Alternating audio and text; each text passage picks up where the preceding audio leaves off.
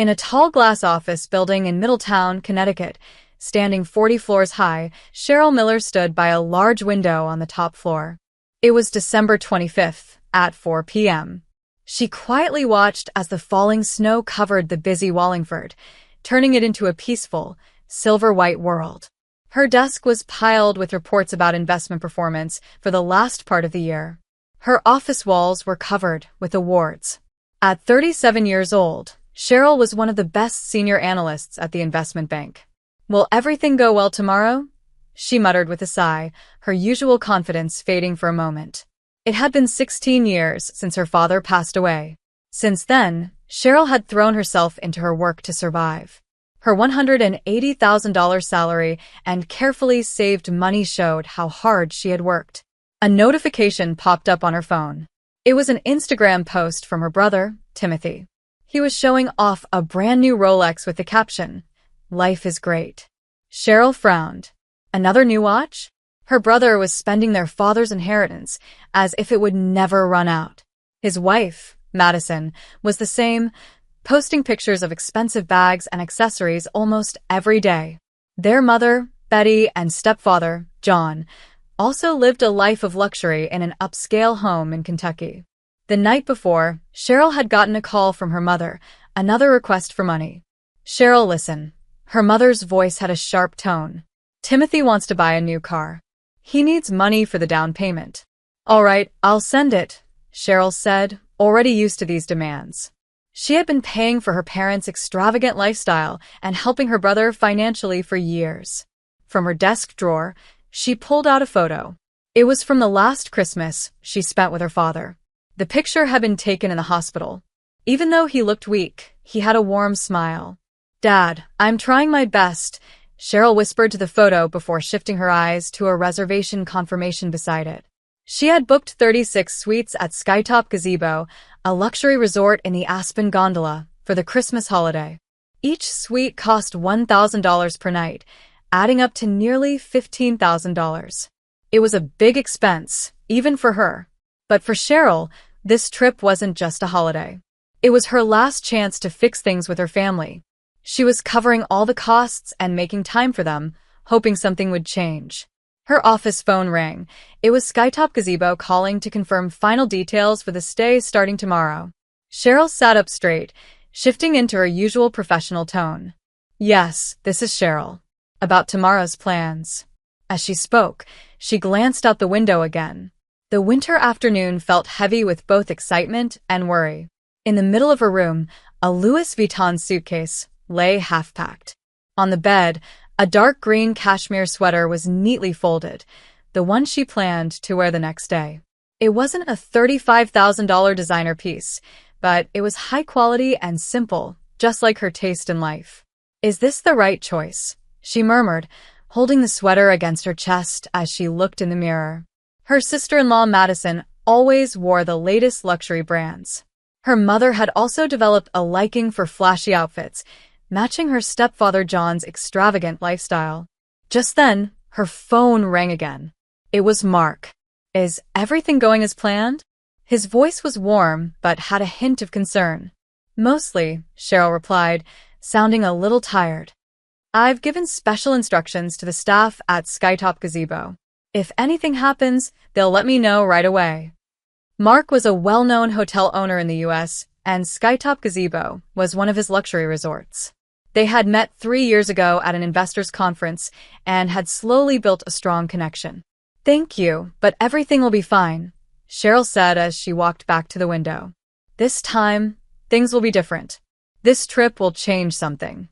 After the call, she sat down on the sofa in her living room. On the coffee table lay a photo, her last moment with her father. 16 years ago, in a white hospital room, her frail father had gently held her hand and said, "You're strong. You're the only one I can trust to take care of this family." Those words had stayed with her. They had pushed her to study hard, graduate with top grades, and climb her way up in the finance world. Cheryl worked just as hard as her male coworkers and earned the position of senior analyst at an investment bank by her early 30s. Meanwhile, her brother, Timothy, had dropped out of college after their father passed away. With the support of his stepfather, he continued to live off their father's inheritance. After getting married, Timothy and his wife, Madison, maintained a luxurious lifestyle. Cheryl's phone vibrated with a message from Timothy. "You're picking me up tomorrow morning, right? Don't oversleep." Even in text, his usual arrogant tone was clear. Cheryl replied briefly, "Of course." She had mixed feelings about using her own car for the trip. Timothy usually used high-end taxi services and rarely drove himself. Looking at the time, she saw it was already past 11 p.m. She needed to pick up her family early the next morning. With a sigh, she started packing the rest of her luggage. Her heartbeat quickened slightly, maybe from excitement, maybe from nerves. She looked at her father's photo one last time. His warm smile seemed to encourage her. "Tomorrow will go well," she whispered before heading to her bedroom. But even in bed, it was hard to fall asleep, as excitement and worry swirled in her mind. The next morning, Christmas Eve, Middletown was covered in a sparkling layer of fresh snow. The clock showed 7 a.m. Cheryl woke up before her alarm. "Today's the day," she told herself, taking a deep breath as she got out of bed. She had woken up 25 minutes earlier than planned, which was actually a good thing. She wanted to be fully ready before picking up her family. Standing in front of the large bathroom mirror, Cheryl carefully applied her makeup. Around her neck, she wore a single diamond necklace, a keepsake from her father. Her outfit was simple yet elegant, a reflection of who she was. Perfect. She looked at her reflection. The confidence she had built over 37 years and the nervousness about the day ahead mixed together in her expression. In the underground parking garage of her luxury apartment building, everything was quiet. Most residents were still asleep, enjoying their Christmas Eve morning. Cheryl's black Mercedes-Benz S660 shined under the dim garage lights as she got into the driver's seat and started the car. The navigation screen displayed her first stop, her mother and stepfather's upscale apartment on the Upper West Side. After picking them up, she would head to Timothy and Madison's new home in Albany. The roads were mostly empty, but the fresh snow made driving tricky. Cheryl gripped the wheel carefully, ready to start the day. Would this trip finally bring her family closer? She could only hope. When Cheryl arrived at the Upper West Side, her mother, Betty, was already waiting outside the apartment. She was dressed in a bright red coat and holding a large Gucci bag. Her stepfather, John, got into the back seat without saying a word. "Good morning, Cheryl." Her mother's voice sounded forced, like she was greeting a chauffeur instead of her daughter. Next, Cheryl drove to Timothy and Madison's house in Albany. They had recently moved to a wealthy neighborhood, even though there were rumors that their inheritance was running low. But they still lived in luxury, keeping up appearances. "You're late." Timothy's voice was full of arrogance, as always. Madison stood next to him in a brand-new Gucci coat, holding a matching bag. They both looked like they had just stepped out of a fashion magazine. With everyone in the car, Cheryl took the wheel and drove carefully. Timothy sat in the passenger seat, scrolling through his phone, probably posting another flashy update on social media. Inside the car, the atmosphere was tense. Apart from a few quiet whispers between Betty and Madison, there was barely any conversation. After 3 hours of driving, the snowy peaks of the Rocky Mountains came into view. The breathtaking scenery helped ease some of Cheryl's tension. You can see it now," Timothy suddenly said. Through the snow-covered trees, the grand skytop gazebo appeared. The luxurious hotel, designed in Italian Renaissance style, blended beautifully with the winter landscape. A massive Christmas tree decorated the front entrance, glowing with sparkling lights. Expensive cars pulled up one after another, and wealthy families stepped out. Cheryl parked near the entrance, and a uniformed bellboy approached the car. Just then, everything changed. "You've worked hard to get us here." Timothy's cold voice filled the car. Cheryl turned in her seat, looking at the back row. Timothy's face held a smirk she had never seen before. Betty and John avoided eye contact, while Madison gave a small, knowing smile. A strange, uneasy feeling crept into Cheryl's chest. "What do you mean?" Her voice shook slightly. "The driver's job ends here," Timothy said smoothly. "This hotel is for us, the real family only." Cheryl froze. It felt like the temperature inside the car had dropped to freezing. "I made the reservations," she said, her voice barely above a whisper. "Oh, the reservations?" Timothy sneered. "They've already been changed, just to our names." Her mother looked uneasy, but said nothing. John stared out the window, uninterested. Madison didn't even bother to hide her cruel grin. One by one, they all stepped out of the car, leaving Cheryl sitting there in shock. Timothy motioned for the bellboy to take their luggage inside. Cheryl's hands trembled as she slowly took out her smartphone. She scrolled to Mark's number and pressed call. After a few rings, his calm voice answered on the other end. "Hello, Cheryl?" "Mark, cancel the reservations." Cheryl's voice was steady, surprisingly calm. "All of them, please." There was a brief silence on the other end. Then, as if understanding everything, Mark replied, "Got it. I'll take care of it right away." Just then, a hotel staff member in a black uniform approached the front desk. Against the snowy white backdrop, the dark uniform stood out sharply. Cheryl watched everything through the car window. "I'm sorry, but we can't find your reservation," the staff member informed them. Timothy's smug smile disappeared. Betty frantically dug through her purse, as if searching for an answer. For the first time, John turned to face the front, looking unsettled. "There must be some mistake," Betty murmured anxiously. Cheryl rolled down her window, slowly and deliberately. "It's no mistake," she said, her voice calm and clear. "All the reservations have been canceled. Goodbye." "Cheryl, wait." Timothy's voice now had a hint of desperation. "It was just a joke. You know that, right?" But Cheryl had already started the engine. As she gripped the steering wheel, she caught one last glimpse in the rearview mirror. Her family stood there, frozen in shock. Madison's expensive boots sank into the snow. Betty called after her, but her voice faded into the cold wind.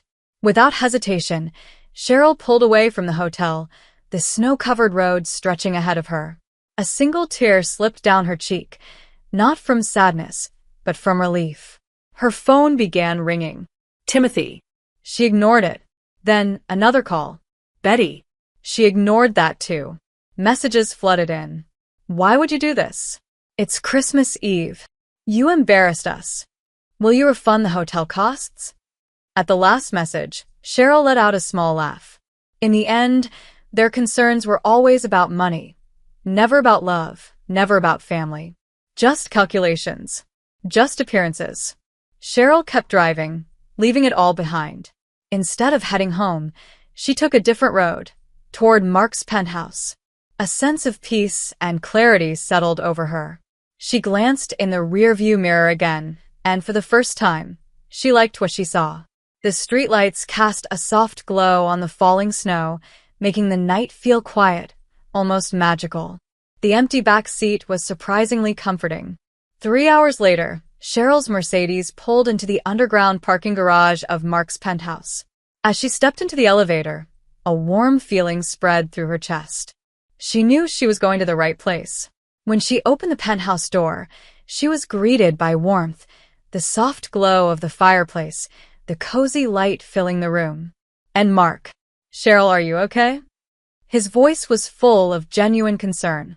Cheryl met his eyes and, for the first time in a long time, she truly smiled.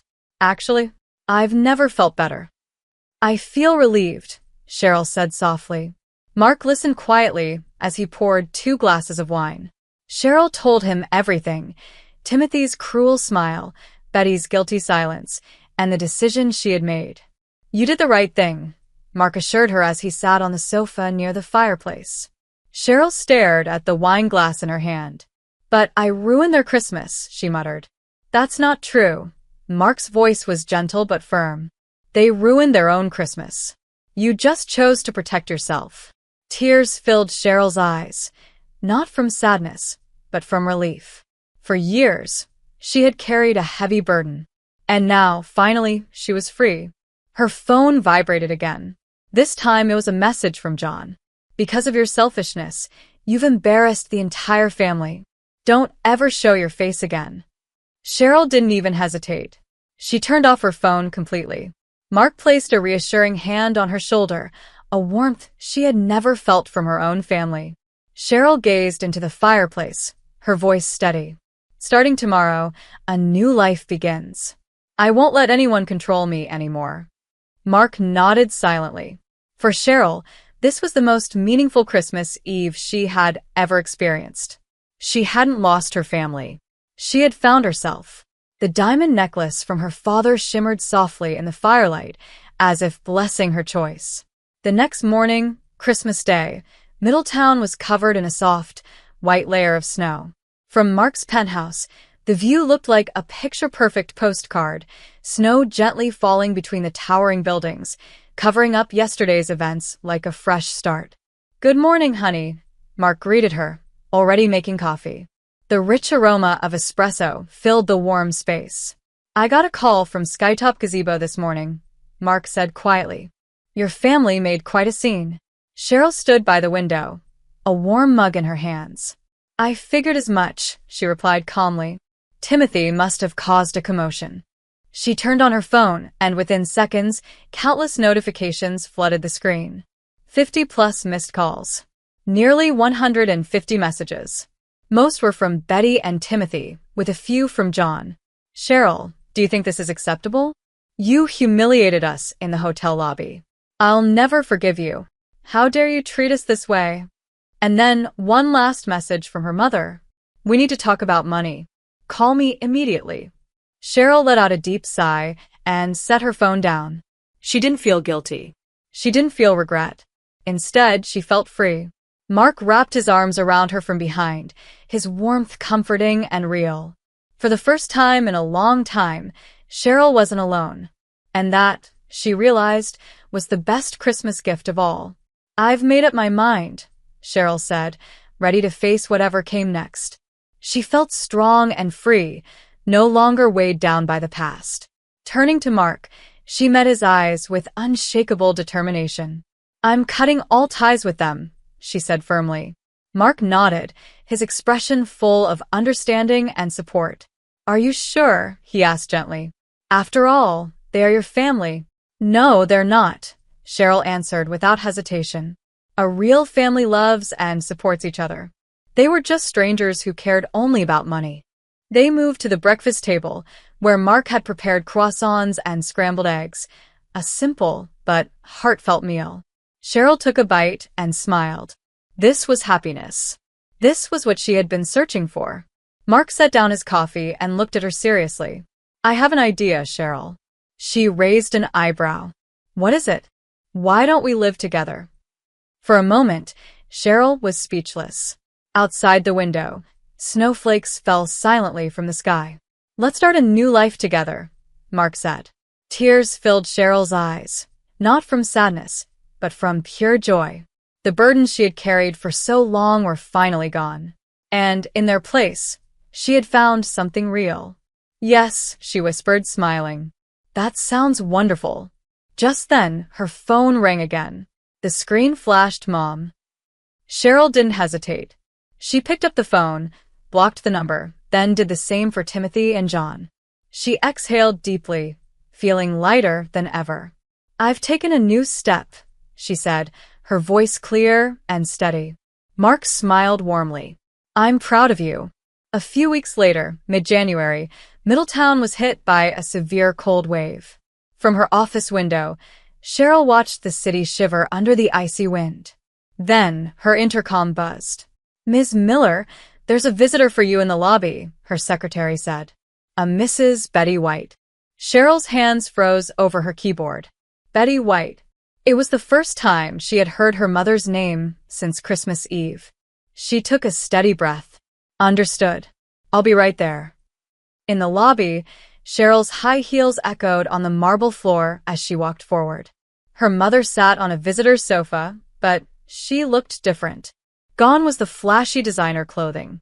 Instead, she wore a plain gray coat, her makeup faded, her face tired and worn. "May I come in?" Betty's voice had none of its usual sharpness or arrogance. Cheryl hesitated, then gave a small nod. Silently, she led her mother to the elevator. Upstairs, Cheryl gestured toward the sofa in the reception area. Outside, light snow swirled in the winter air. Her mother took a deep breath. "I came here because I needed to talk," Cheryl's mother said softly. She sat across from Cheryl, a cup of coffee between them. "We've reached our limit." Cheryl wasn't surprised. She had expected this. After years of reckless spending, her father's inheritance was almost gone. Her stepfather's real estate investments had failed, leaving them deep in debt. Timothy was struggling too. He couldn't afford his new car payments and was falling behind on rent. "We need help," her mother said, her voice trembling. Cheryl remained calm. "Mom, is this about money?" Her mother hesitated. "Yes," she admitted. "For our living expenses, Timothy's car loan, and—" "Mom, that's enough." Cheryl cut her off firmly. "I'm not the family bank anymore. I've chosen to live my own life." Her mother's face fell, but Cheryl's decision was final. "But we're family," Betty said desperately. Cheryl sighed. "What does family really mean?" she asked quietly. "On Christmas, you all treated me like a chauffeur. You stood by while Timothy smirked at me. Is that what family does?" The room fell into a heavy silence. "Listen, Cheryl," her mother whispered, tears in her eyes. "I regret what happened that day, but I'm really struggling. I need your help." Cheryl slowly stood up and walked toward the window.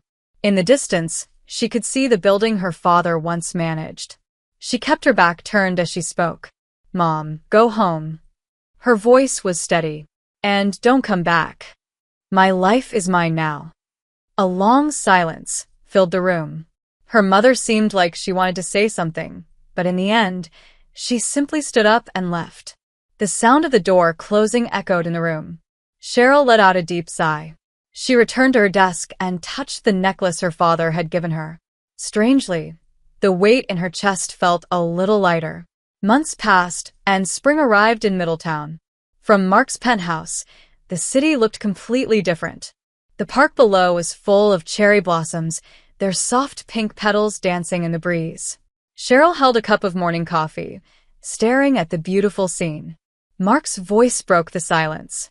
"Cheryl, what are you thinking about?" She turned and smiled at him. "Just everything," she said. "So much has changed in these 4 months." And it was true. She had announced her engagement to Mark. She had been promoted to department head, leading a new investment team. Her talents were finally being recognized. She hadn't heard from her mother at all. Timothy's flashy social media posts had vanished. Later, she learned from a colleague that they had moved from their luxury apartment to a much smaller one. Now, they were living a simpler life. Mark stepped beside her, watching the cherry blossoms. "Any regrets?" he asked. Cheryl looked at the blooming trees, the city shining in the sunlight. She smiled. "None at all. This is the life I chose."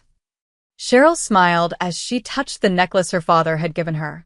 "I've made my choice," she said firmly. She had come to understand something important. Real family isn't just about blood. It's about love, support, and understanding. That evening, Cheryl and Mark dined at the same elegant restaurant where they had first met. As the city lights sparkled outside, Mark leaned forward, excitement in his eyes. "I have big news," he said. "We're expanding with a new hotel chain on the West Coast." He took a deep breath before adding, "And I want you to be part of it as our investment advisor." Cheryl didn't hesitate. "Of course," she said with a confident nod. Everything in her life, work, love, and happiness, was finally in balance. She felt it deep inside. This was the start of something new. Cheryl raised her glass of wine. "To our future." Mark smiled, lifting his glass to meet hers. The soft chime of the glasses touching sounded like the first note of a brand new chapter.